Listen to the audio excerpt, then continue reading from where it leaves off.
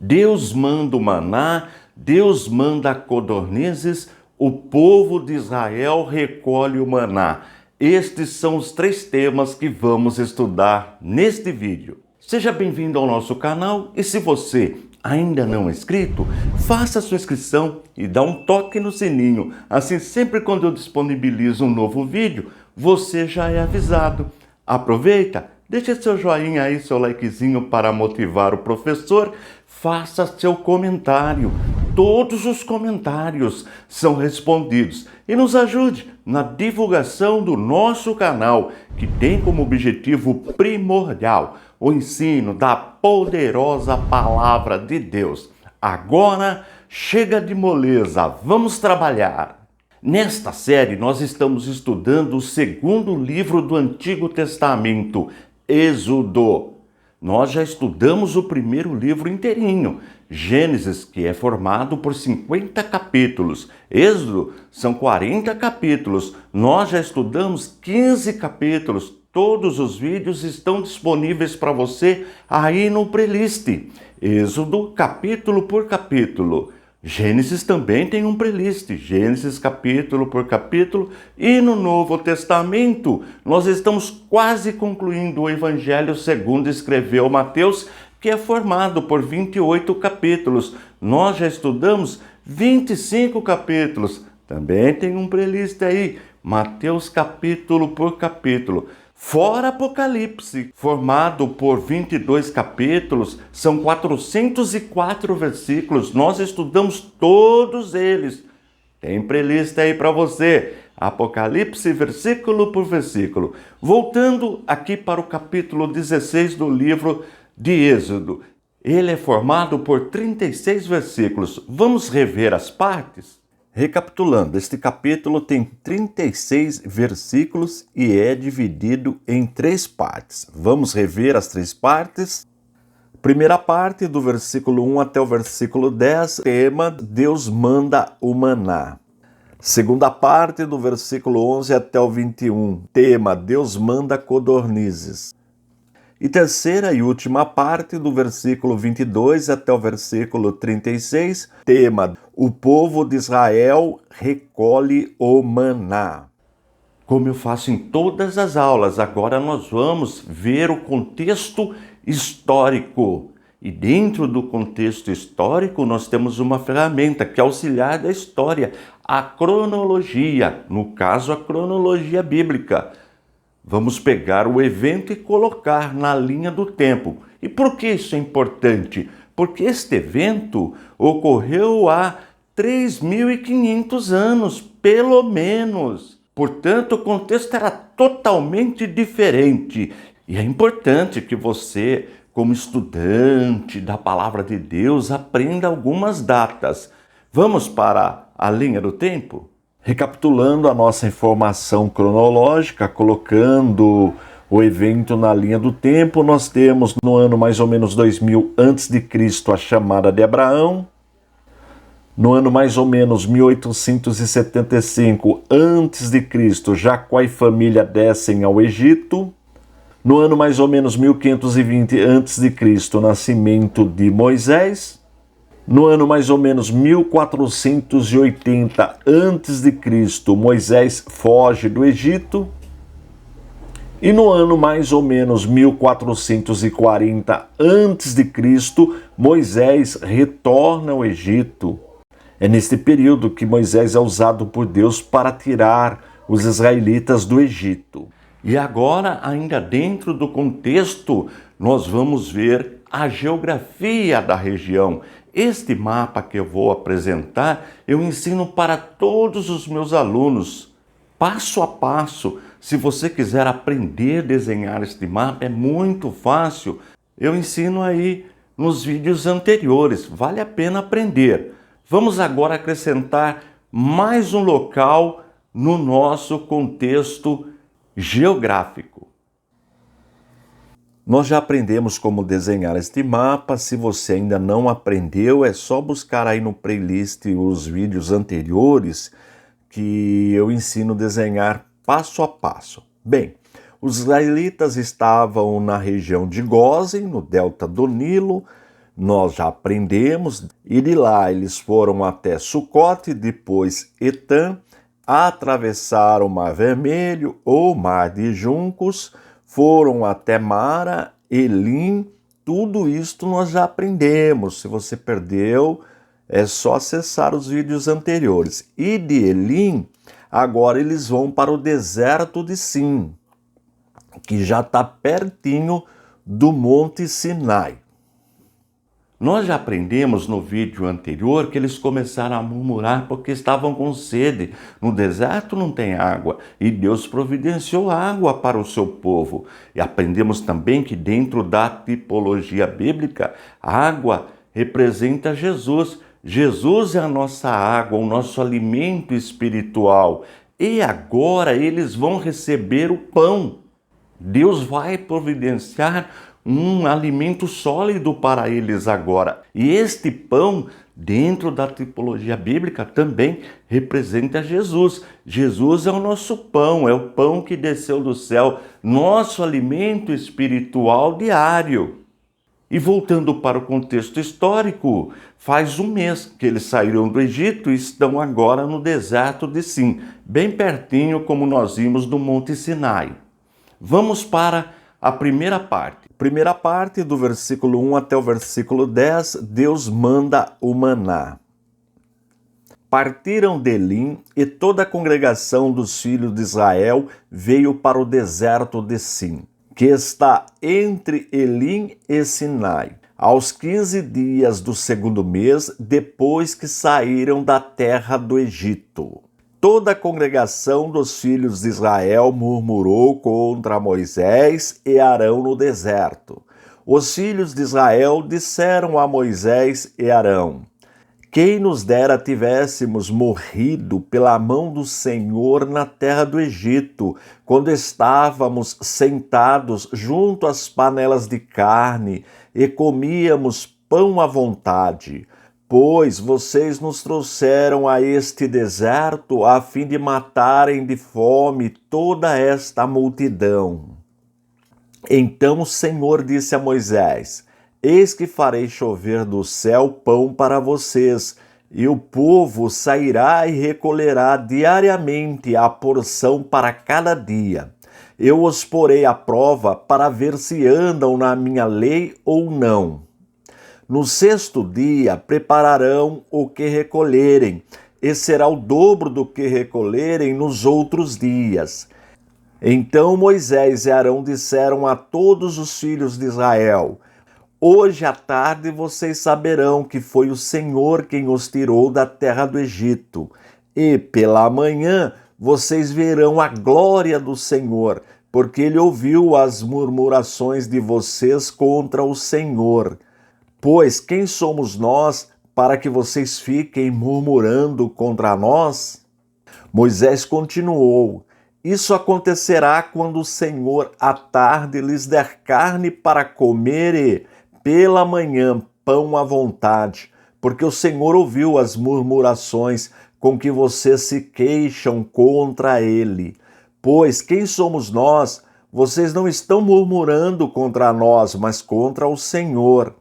Então Moisés disse a Arão: diga a toda a congregação dos filhos de Israel: cheguem-se à presença do Senhor, pois ele ouviu as murmurações de vocês.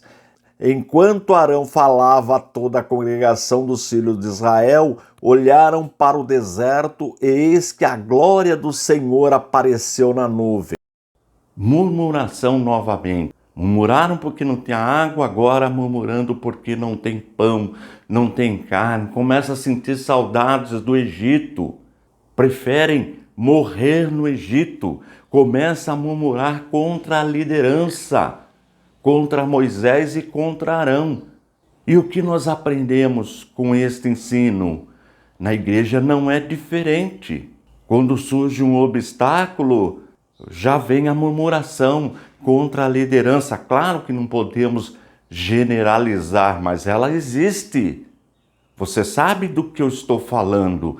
Nós já aprendemos que a nossa vida aqui na Terra não é uma linha reta, é uma senoide. Ela tem altos e tem baixos. Quando estamos no alto, a nossa visão é ampla, nós estamos alegres, estamos contentes, mas quando estamos no vale, na hora da dificuldade, devemos confiar em Deus. Deus vai providenciar, Ele nos prometeu, Ele nos garante o nosso pão diário, o nosso pão de cada dia. Jesus nos ensinou que nada nos iria faltar. Aí a oração do Pai Nosso. Ele supre todas as nossas dificuldades. É isso que representa, dentro de novo da tipologia bíblica. O maná, veja a oração do Pai Nosso, o pão nosso de cada dia. É Deus que nos prepara, é Deus que nos dá, tanto na vida material como na vida espiritual. E agora entra também a questão do dia de descanso, o sábado, mas sobre o sábado eu vou falar no comentário apologético lá no final do vídeo. E um outro detalhe que eu já ia me esquecendo, esses slides que eu estou apresentando em todas as aulas, em todos os vídeos, eles ficam disponíveis todos no nosso site, no www.icp.com.br. É só ir lá e baixar o material, não tem custo. E tem muitas matérias no nosso site. Todo dia ele é alimentado com ensinamentos. Faça uma visitinha, vou repetir, www.icp.com.br. Sempre tem um slide da última aula, mas todos os demais estão lá em ordem alfabética. Há outro detalhe, antes de ir para a segunda parte, nós vemos também nesta primeira parte a manifestação da glória de Deus. Deus se manifesta para que eles parem de murmurar contra Moisés e contra Arão, para que eles percebam que Deus é que está no comando, Deus é que está realizando milagres, Deus é que vai garantir a sobrevivência deles. Da mesma forma, nós na igreja, quando nós passamos por obstáculos, é porque Deus está nos treinando, está nos aperfeiçoando. E lembrando também que os nossos líderes são pessoas que têm as mesmas limitações que nós temos. Portanto, murmurar contra os homens de Deus, as mulheres de Deus, a liderança, é murmurar contra o Senhor, contra Deus. Porque a obra é dele, o Espírito Santo que guia a igreja, o Espírito Santo que conduz a igreja, ou seja, o próprio Deus. Isso é muito importante. Agora vamos para a segunda parte. Segunda parte do versículo 11 até o 21. Tema: Deus manda codornizes. E o Senhor disse a Moisés: Tenho ouvido as murmurações dos filhos de Israel. Diga-lhes: Ao crepúsculo da tarde vocês comerão carne, e pela manhã vocês comerão pão à vontade, e saberão que eu sou o Senhor, seu Deus. À tarde apareceram cordonizes e cobriram o arraial. Pela manhã havia orvalho ao redor do arraial. E, quando o orvalho que havia caído se evaporou, na superfície do deserto restava uma coisa fina e semelhante a escamas, fina como a geada sobre a terra. Quando os filhos de Israel viram aquilo, perguntaram uns aos outros: Que é isso? Pois não sabiam o que era. Moisés respondeu: Isso é o pão que o Senhor dá a vocês para comerem. Isto é o que o Senhor ordenou, que cada um recolha o que consegue comer, 2 litros por cabeça, segundo o número de pessoas. Cada um pegará para todos os que vivem em sua tenda. Assim o fizeram os filhos de Israel, e recolheram uns mais, outros menos, conforme a medida fixada. E não sobrava para quem havia recolhido muito, nem faltava para quem havia recolhido pouco, pois cada um recolhia o quanto conseguia comer. Então Moisés disse: Ninguém deixe nada para a manhã seguinte. Eles, porém, não deram ouvidos a Moisés, e alguns deixaram do maná para a manhã seguinte. Mas deu bichos e cheirava mal. E Moisés se indignou contra eles. Colhiam-no, pois manhã após manhã, cada um quanto conseguia comer, porque, vindo o calor do sol, o maná se derretia. Os codornizes eram pássaros comuns na região, nós temos registros históricos disso, mas o milagre é a quantidade destes pássaros para alimentar 2,5 milhões de pessoas, que nós já aprendemos sobre esta quantidade, sobre esta multidão. Aí que entra o milagre. Um outro detalhe que nós vemos neste texto é a orientação de Moisés sobre o maná. Eles deveriam de colher a quantidade suficiente para o dia, exceto na sexta-feira, que eles deveriam de colher o dobro para se alimentar no sábado. E eles desobedeceram, colheram mais do que o ensinado ou recomendado por Moisés. E aí cheirou mal, deu bicho. E o que significa isto para os nossos dias? Significa que a nossa alimentação espiritual, o nosso maná, deve ser diário. Todo dia nós precisamos deste alimento espiritual, de orar, de ler a Bíblia, de falar com Deus, de ouvir Deus. É o pão nosso de cada dia. É isso que devemos aprender com esse texto. Devemos adorar a Deus diariamente. Não existe aposentadoria. Enquanto estivermos aqui na terra, peregrinando, nós precisamos desse maná, deste alimento espiritual diariamente, que é a palavra de Deus. Eu sempre tenho ensinado para os meus alunos do curso presencial. Deus deposita para nós na poupança da vida diariamente 1.440 minutos. E como se chega nesse número? É só pegar 24 horas e multiplicar por 60 minutos. Você vai chegar a 1.440 minutos. Todo dia Deus deposita na nossa poupança da vida este tempo. Se nós pegarmos apenas 1% desse tempo, 14,4, vamos arredondar para 15 minutos. Se lermos a palavra de Deus 15 minutos diariamente, em um ano nós lemos a Bíblia inteirinha.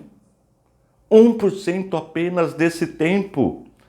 E eu garanto que será alimento suficiente para a sua sobrevivência diária. Que tal partir para este propósito a partir de hoje? Eu tenho este compromisso diariamente e tem sido bênçãos para a minha vida, tem sido o alimento diário para a minha vida. Vamos para a terceira e última parte.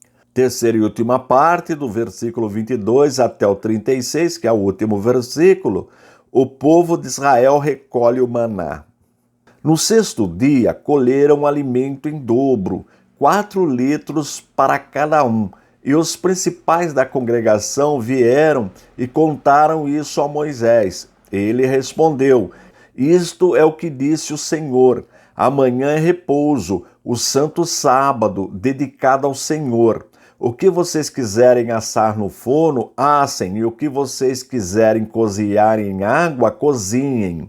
E tudo o que sobrar, separem, guardando para a manhã seguinte. E guardaram-no até a manhã seguinte, como Moisés havia ordenado, e não cheirou mal, nem deu bichos. Então Moisés disse: comam isto hoje, pois hoje é o sábado dedicado ao Senhor. Hoje vocês não encontrarão nada no campo.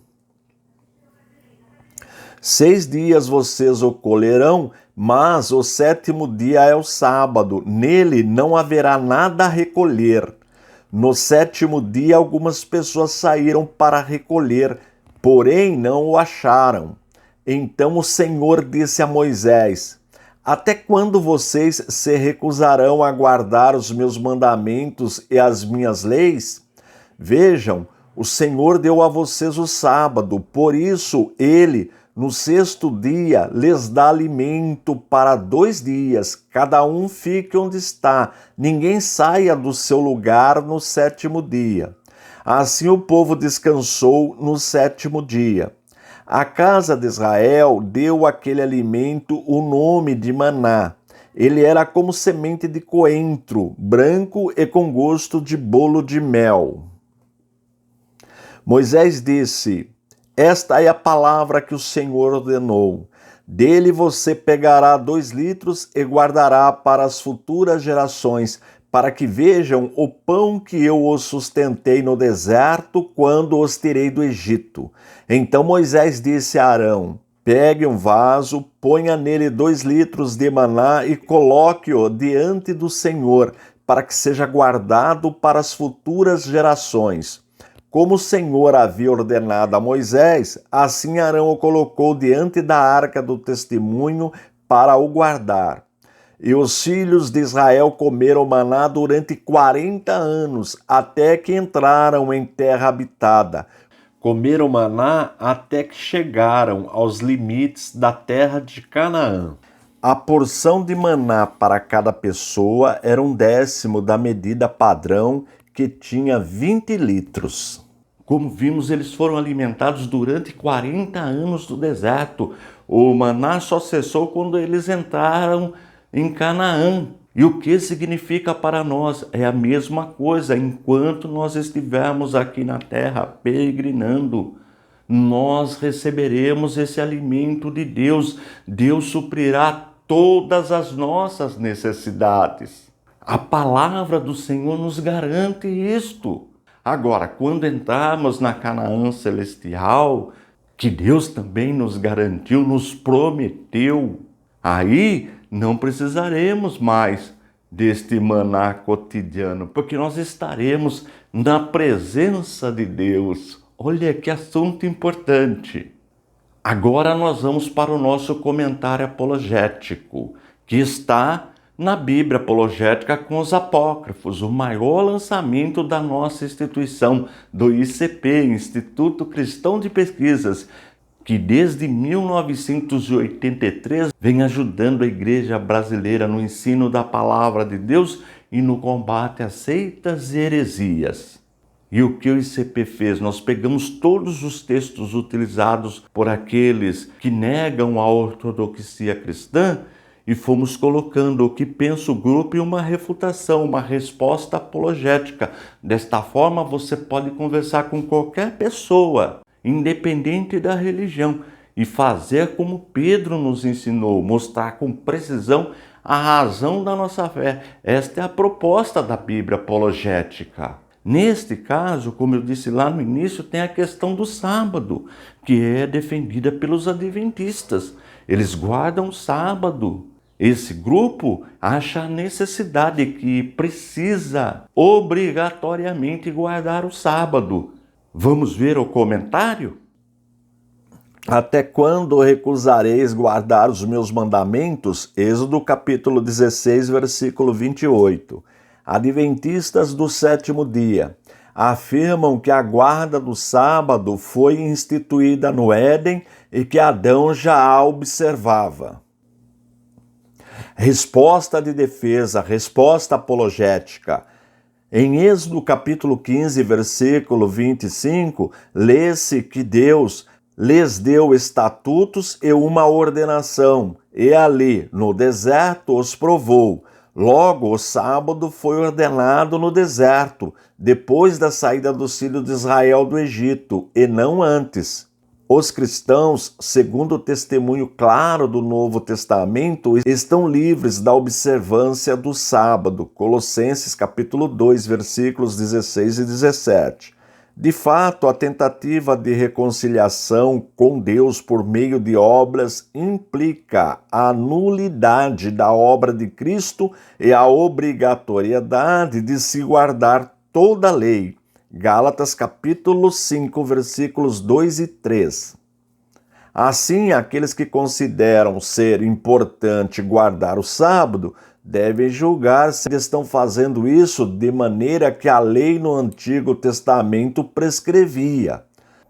Não sair de casa no sábado, versículo 29, não ferver ou assar comida, 23, guardar o sábado dentro de casa, 29, não acender fogo, capítulo 35, versículo 3, não fazer viagens, Neemias capítulo 10, versículo 31, não carregar peso, Jeremias capítulo 17, versículo 21, não fazer transações comerciais, Amós capítulo 8, versículos 5, etc. Os defensores da observância do sábado como um procedimento necessário para a salvação ignoram os ensinos do Novo Testamento a respeito desse dia. Aí as citações. Em verdade, estão colocando sua esperança em suas próprias obras e não na obra redentora de Cristo. Aí as citações. Estão ensinando a outros o que eles mesmos não praticam. Vem as citações. E, por conta disso, tornam-se culpados da própria lei, pois não a cumprem integralmente, atraindo sobre si mesmos a maldição da lei. Aí vem as citações. Na próxima aula nós já vamos para o capítulo 17. Agora, durante a semana, você deve ler, reler o capítulo. Baixe os slides lá no nosso site, no www.icp.com.br. Ajuda muito no aprendizado. Utilize esse material para ajudar os novos convertidos no discipulado. Desta forma, você também fará parte do nosso ministério, que tem como objetivo primordial o ensino da poderosa palavra de Deus. Estou indo embora, forte abraço e fique na paz de nosso Senhor e Salvador Jesus Cristo.